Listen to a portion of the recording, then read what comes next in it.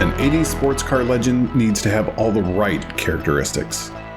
A turbocharged V6, hood scoops, window louvers, a wing, T-tops, a digital dash, and of course, pop-up headlights. Did such a car with all those characteristics even exist? Oh yes. Yes, it did. Introducing the 300ZX. If the S130 was Nissan's pushback against the malaise era of the 1970s, the 300ZX was Nissan dismissing it completely. This was a new era. An era of fast ideas and flashy cars. An era of money and power. An era of greed and excess. An era of Aquanet and hairbands? My name's Rick Pierce, and I'm a car nerd that loves history and wants to share some car history nerdery. In today's episode, we'll dive into the first of two generations of the 300ZX, the Z31, and discuss its development history, its notable features, and its legacy today. Welcome to the 1980s. Welcome to Make and Model.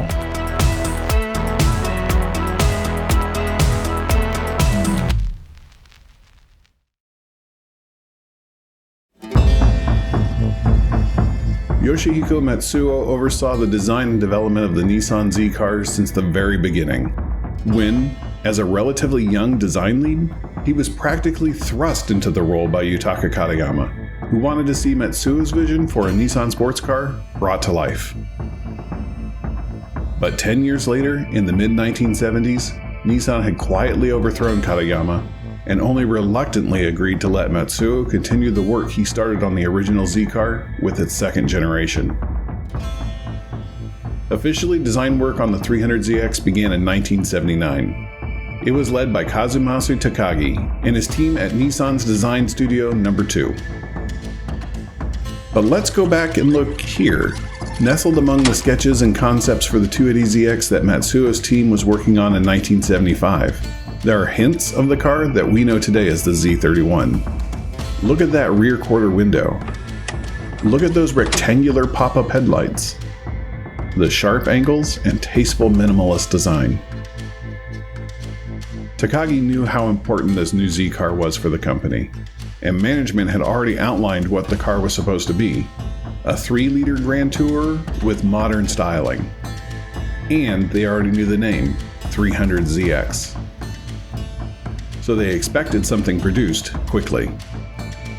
Takagi wanted to ensure he left no stone unturned, so he gathered all of the 280ZX's design work and then reached out to a new fledgling design team being created in San Diego, Nissan Design International, and asked them to put together some sketches as well. He took all of these concepts and presented them to his team, and they got to work.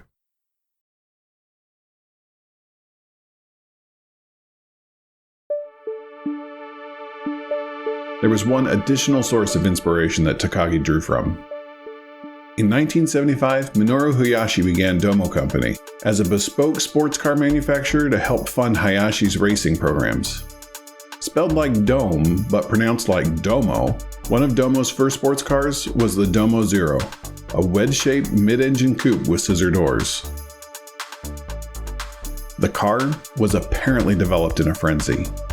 Its designers working hard to get it through Japanese homologation rules that it eventually failed.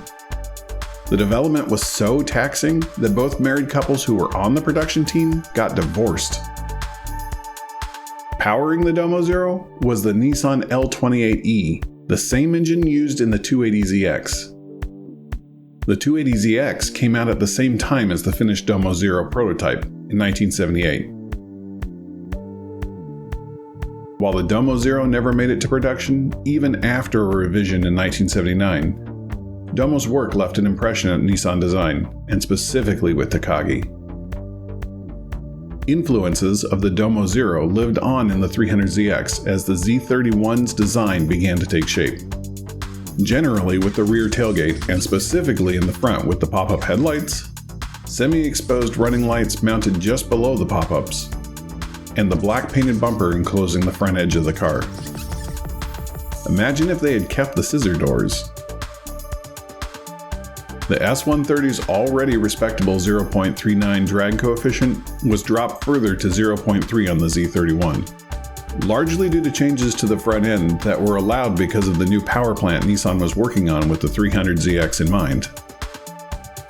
This new engine was the VG30E, a 3-liter V6 that was designed specifically to replace the inline-6 Nissan L that had been the heart of all Z cars up to this point. The VG30E was the first mass-manufactured V6 from any Japanese automaker, and was a cast-iron block, aluminum head design that had a computer-controlled electronic fuel injection system. It could be outfitted with a turbocharger to increase horsepower. The turbocharged engine is called a VG30ET.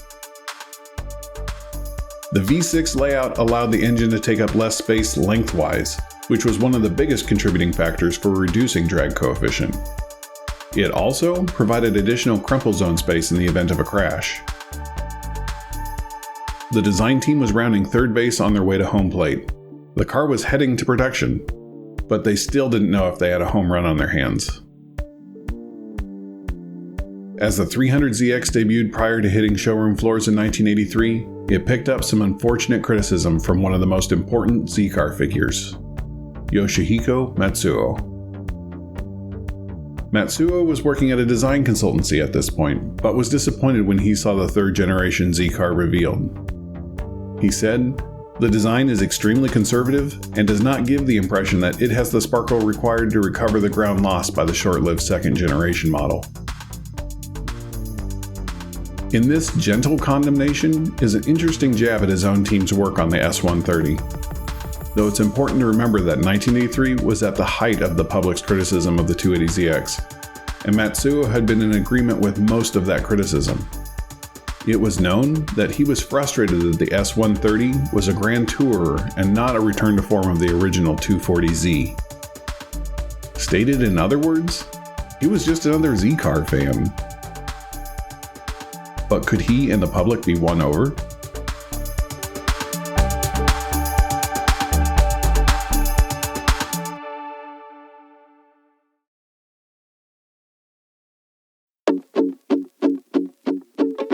In the last episode, we discussed Nissan's biggest problem, Datsun.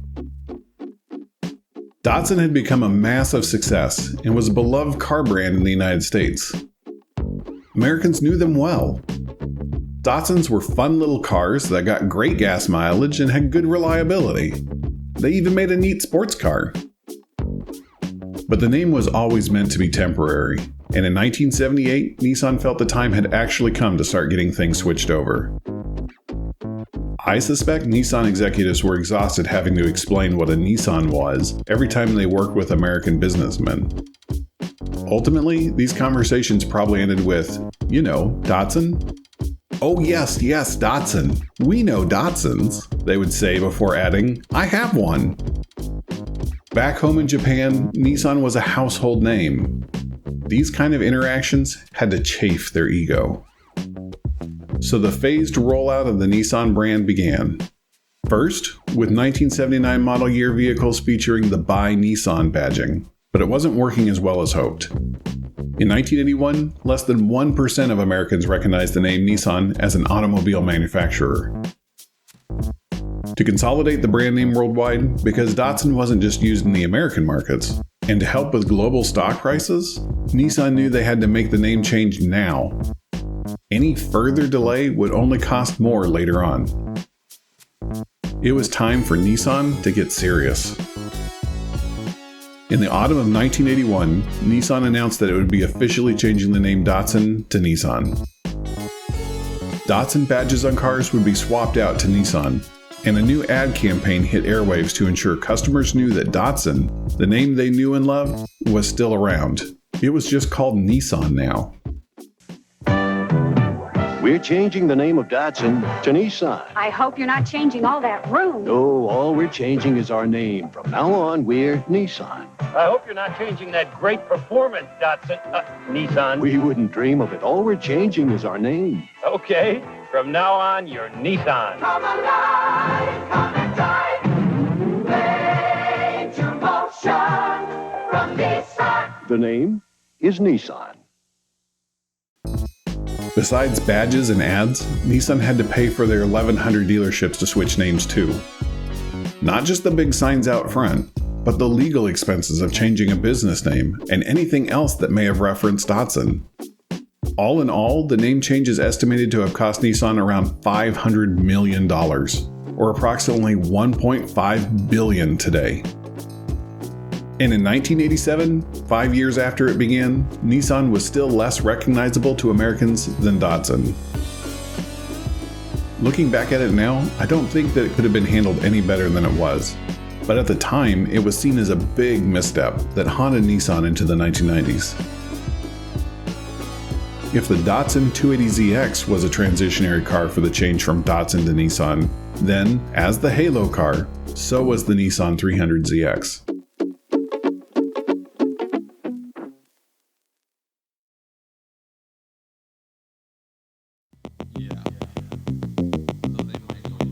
The Nissan Z31, known as the Datsun 300ZX for its first model year, and then as the Nissan 300ZX thereafter, is a front-engine, rear-wheel drive FR coupe. It's the third generation of the Nissan Z car and continued the Fairlady Z name in its home market. It came in two body styles, a 2-seat 2+0 and a 4-seat 2+2, and was offered either naturally aspirated or with a turbocharger on the 2-seat models, at least in the United States. Under the hood was Nissan's new VG30E V6, the first ever Japanese mass-manufactured V6 that produced 160 horsepower naturally aspirated or 200 horsepower when turbocharged. The VG30E replaced the L28E inline-6 that was used in the 280ZX, making the 300ZX the first Z car to use a V6 power plant. But every Z car from the 300ZX on has had a V6 under the hood.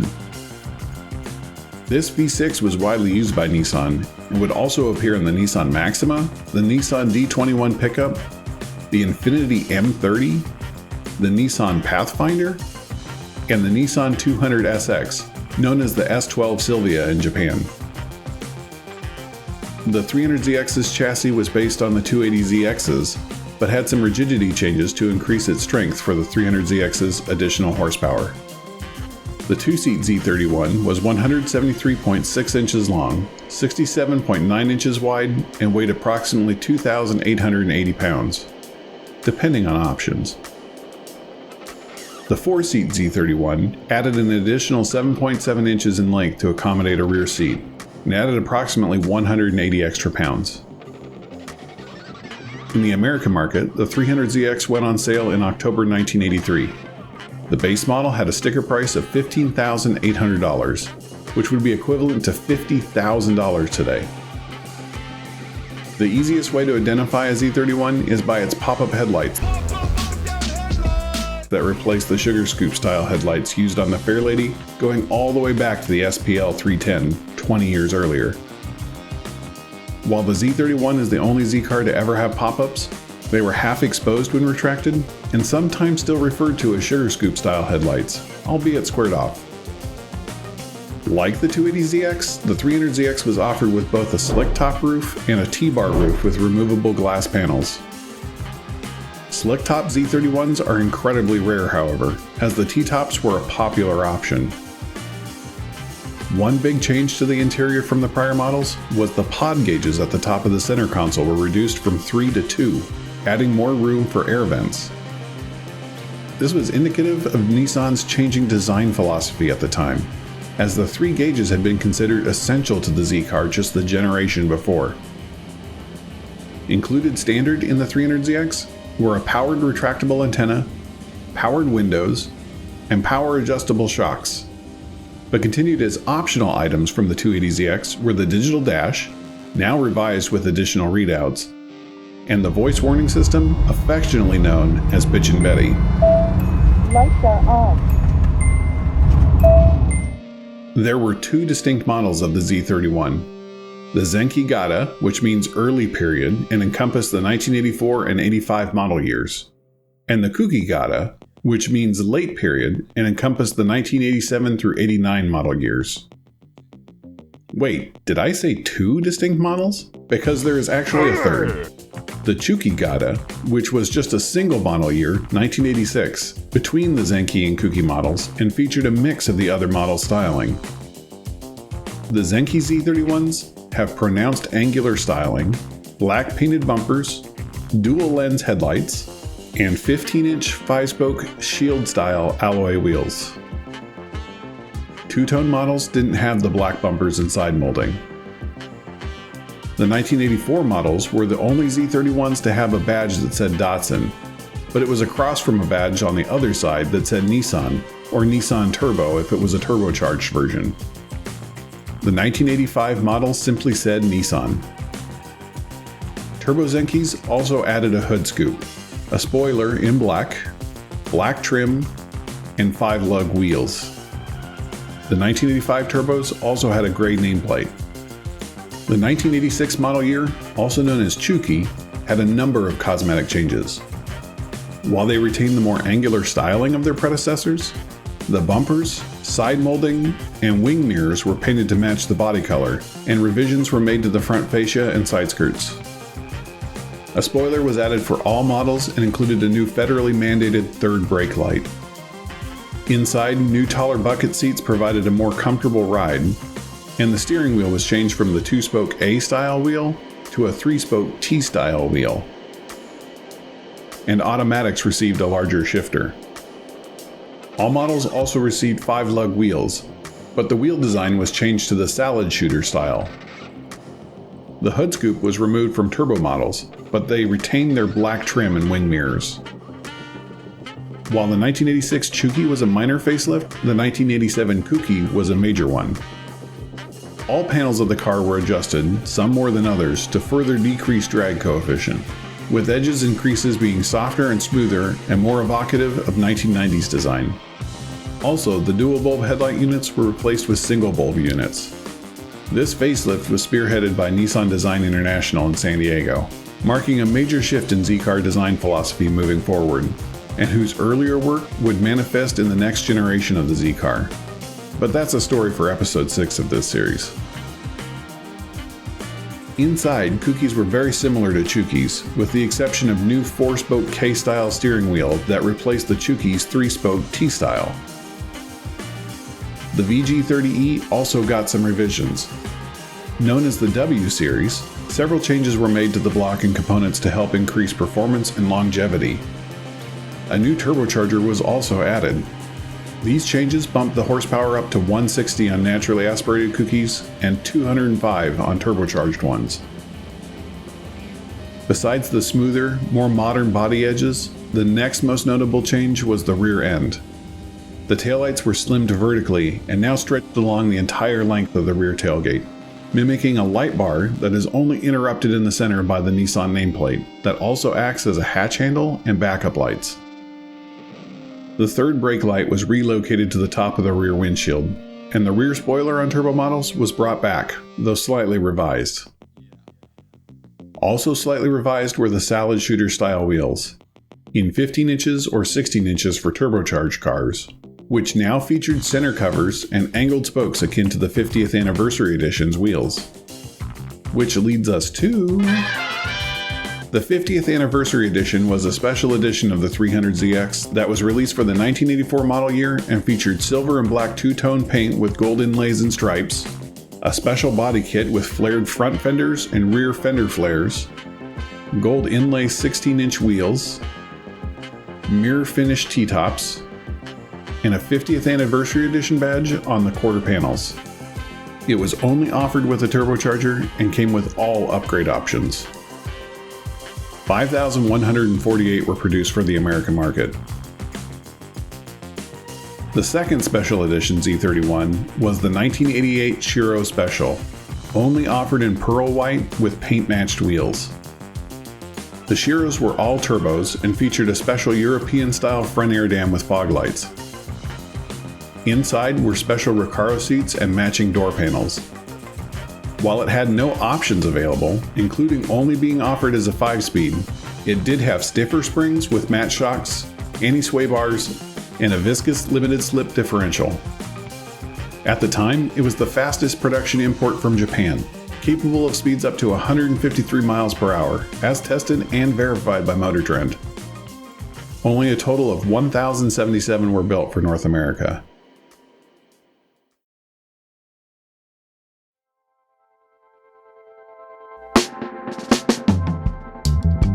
At the time of release, the press was largely favorable of the new VG30E V6, calling it smooth to accelerate and appreciating its power advantages. But the public was less convinced. To them, losing the straight 6 meant that the Z31 was no true Z car because it totally changed the sound profile and was more complicated to work on, among other reasons. Critics of the Z31 didn't stop with its powertrain. The biggest complaints levied against the car were directed at its styling, with some saying that the car was too overstyled, and some, such as Matsuo, complaining that the car wasn't styled enough. And then came the complaints that Nissan was continuing to focus on the Z car as a grand tourer with fancy luxury options.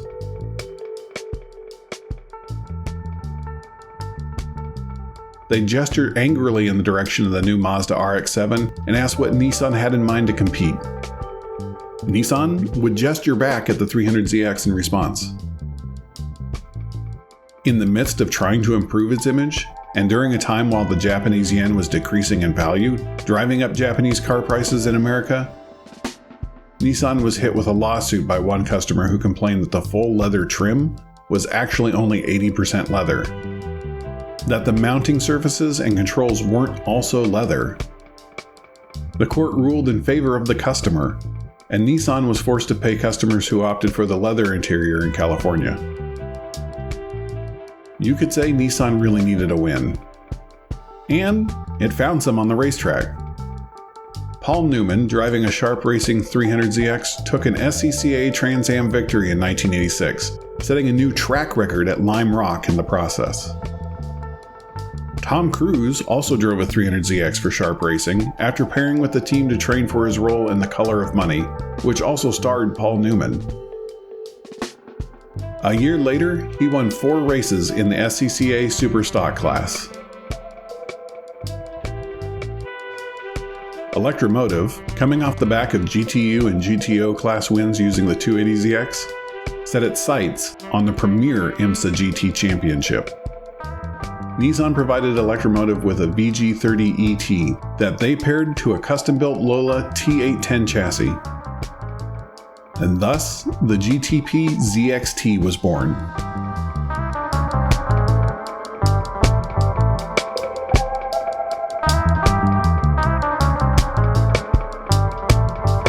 Following some refinements to the chassis and engine after the first couple of seasons it ran, and pushing 1,000 horsepower, still using the same single overhead cam, single turbo VG30E, it would score a number of victories, including winning the IMSA GTP Constructors Championship and 12 Hours of Sebring in 1989 and 1990.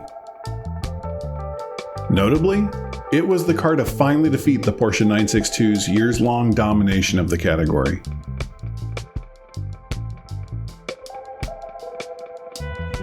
What the 300ZX lacked in popularity on the streets, it made up for with wins on the track. Nissan was happy to help celebrate those wins. It was the reason they were working so closely with motorsports teams, after all. But it couldn't seem to translate those wins into sales.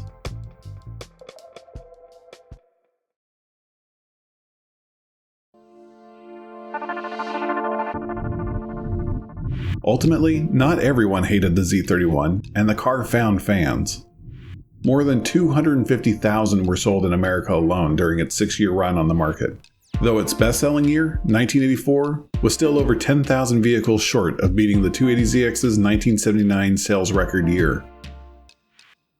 Still, There were a lot of 300ZXs on the road, and while many have succumbed to various circumstances over the last 40 years, many are still on the roads today.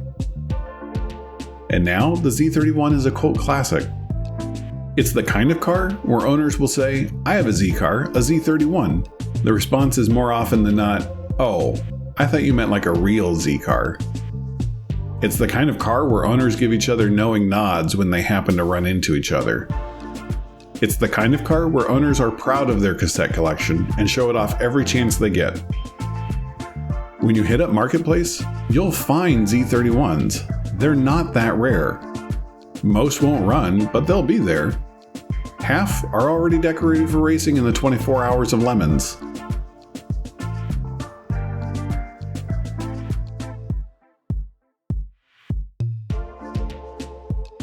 Some of the more adventurous use the Z31 for drifting, but they have to tune their cars to be as loud as possible to drown out the people trying to tell them the Z31 isn't a good platform to drift with.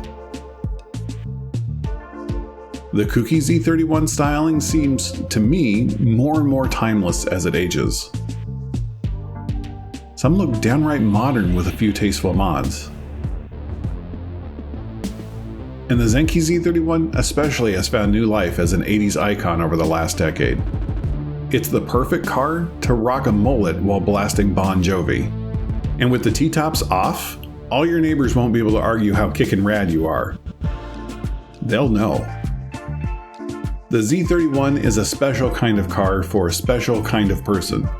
It's more refined than the FB RX-7, but less refined than the A70 Supra.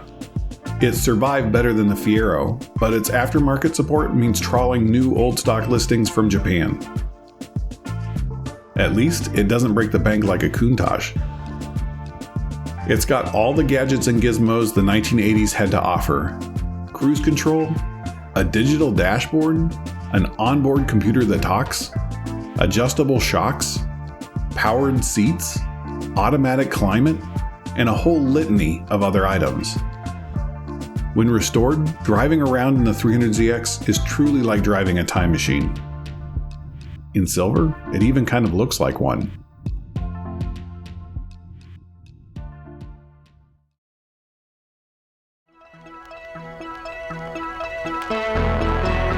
If Nissan wanted to make waves when it introduced the 300ZX, they certainly succeeded. Not in the way they intended, however. But time has a way of giving perspective to the complaints and praises of yesteryear. The Z31 still has its detractors, clearly, but it also has loyal fans who really don't care what its detractors have to say. They just love the car. It's a unique piece of history, and its fans love it for leaning heavily into its 80s styling, for its 80s charm. They love that it represents an era that looked forward to a brighter future. I think we can look back and say, despite its problems and shortfalls, that it was the right Z car for the time. It continued the model and paved way for the Z car to continue. And it actually sold pretty well. Did the 300ZX disrupt the market and leave a lasting impression the way the 240Z did? Well, no. At least, not the Z31, because, as Yoda would say, there is another.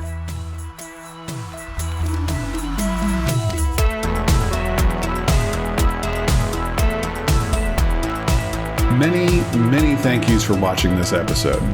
I am truly humbled by all the kind things everyone had to say after episode 4, and I can't believe how much the channel has blown up. 1,600 subscribers.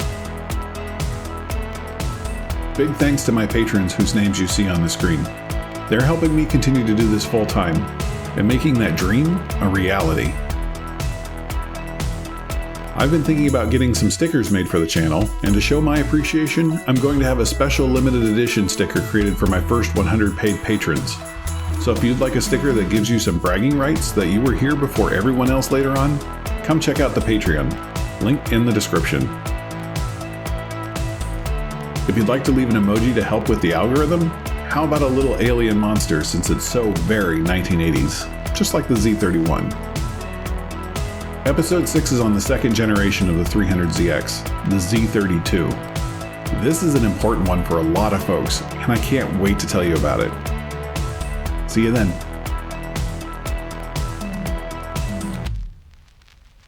Pop up and down headlights.